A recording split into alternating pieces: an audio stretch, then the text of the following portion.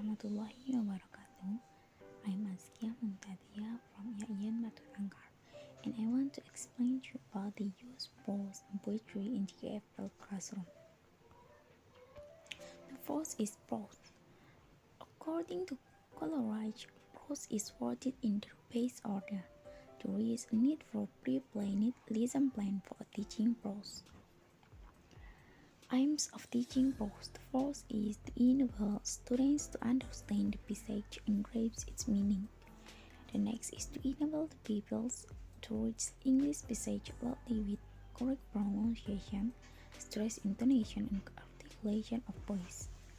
To enable them to understand the passage by silent reading, to enrich the active and passive vocabularies, to enable the dream to express ideas of the passage orally in writing, and the last is to enable them to get knowledge contained in the lesson.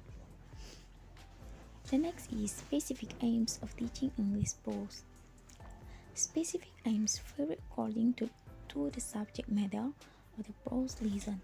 A prose lesson might be descriptive of a story, biography play, or an essay. There is descriptive story, essay, biography, and story. Preparation of lesson plan for a teaching prose.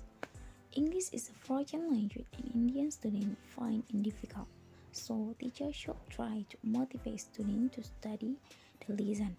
Whatever they do to attract students to learn the lesson is called preparation of the lesson. The next about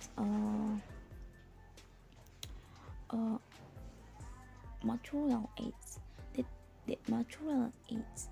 The teacher should use the various material aids so that he can make the lesson interesting and enable students to understand the lesson with easy enjoyment and profuse knowledge.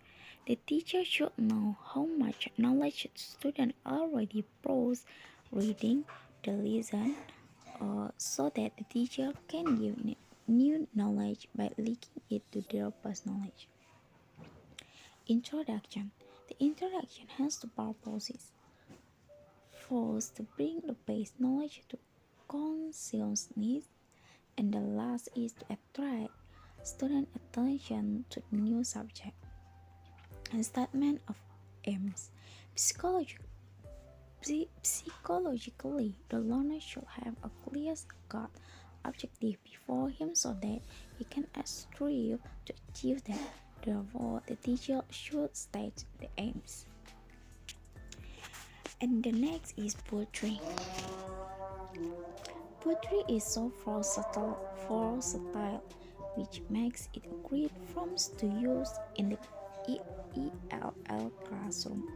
There are so many types of poetry and so many different forms that eventually a student is bound to find a poem or poetry he or she enjoys.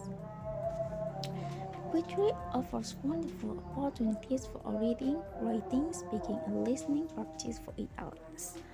Poetry also gives students a chance to expand vocabulary knowledge, to play with language, and to work with different rhythms and rhyme patterns. The benefits of using poetry are not simply anecdotal. However, they have been well documented. Research by Dr. Jeanette Haggis at the University of Ontario, for example, demonstrates the positive effect of poetry on literacy development. Language poetry. Poems can be used to introduce or practice new vocabulary, language structure, and rhyming device.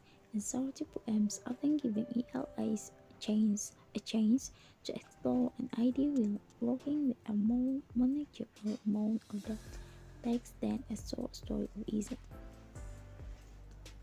Culture of poetry.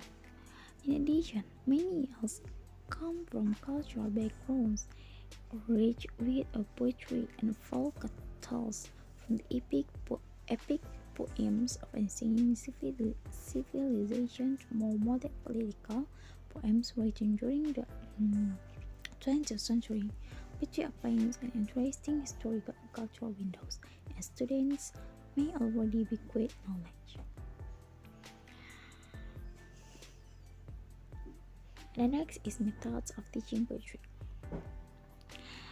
I have the four methods of teaching poetry. The first is introduce poetry with poems that your student can work to. Read each poem aloud to students more than once. Set up a poetry corner in your classroom. And the last is learn about the poet prior to reading the poetry. And thank you. I'm Askia Montadia. This is my explanation about the use poetry in poem and prose in poetry in IELTS class. Assalamualaikum warahmatullahi wabarakatuh.